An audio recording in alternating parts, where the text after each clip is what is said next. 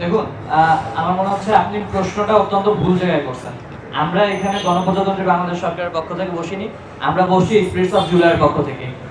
As far as রাষ্ট্রের, আমার মনে হয় যে রাষ্ট্র একটু ভুল প্রশ্ন না, আপনাদের কাছে আমি জানতে চাই যে এই বিষয়টা আপনাদের কাছে কি মনে হয়? আচ্ছা, আমাদের মতামতটা আমরা বলছি অ্যাজ এ স্টুডেন্ট, আমরা মনে করি রাষ্ট্র ধারণ করেন।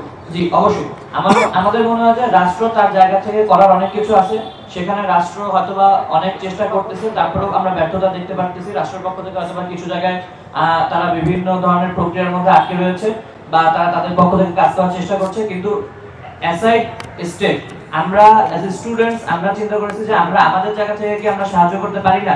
আমরা কি আমাদের ভাইরা যারা শহীদ হয়েছে তাদের পরিবারদেরকে কি আমরা আমাদের জায়গা থেকে সাহায্য করতে পারি না? আমরা তো আমাদের জায়গা থেকেও সাহায্য করার পরিবেশ রয়েছে। ব্যক্তি উদ্যোগে অথবা সামষ্টিক উদ্যোগে বাংলাদেশের যে কোনো নাগরিক যারা জুলাই বিপ্লবের স্পিরিটকে ধারণ করে তারা অবশ্যই শহীদদের পরিবারের পাশে দাঁড়াতে পারে, শহীদদেরকে সাহায্য করতে পারে। সেই জায়গা থেকে আমরা আমাদের উদ্যোগ গ্রহণ করেছি।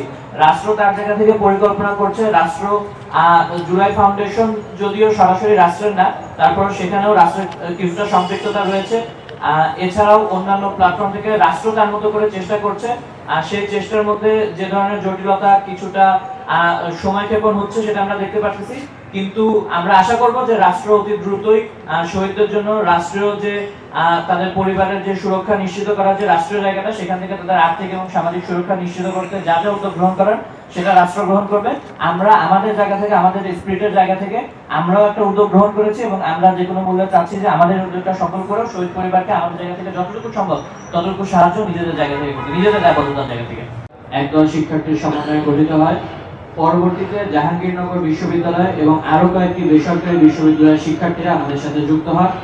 এই প্ল্যাটফর্মের পক্ষ থেকে কনসার্টের আয়োজকরা হলেন ঢাকা বিশ্ববিদ্যালয়ের আন্তর্জাতিক সম্পর্ক বিভাগের শিক্ষার্থী এস.এম.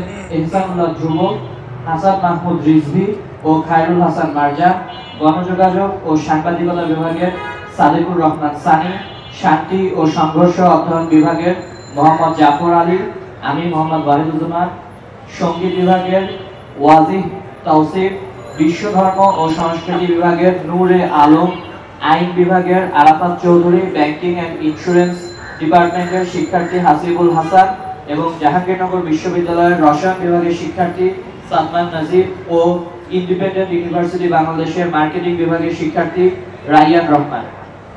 আর আয়োজিত কনসার্টের টাইটেল স্পন্সর প্রাইমম্যানকে আমরা বিশেষভাবে ধন্যবাদ জানাচ্ছি।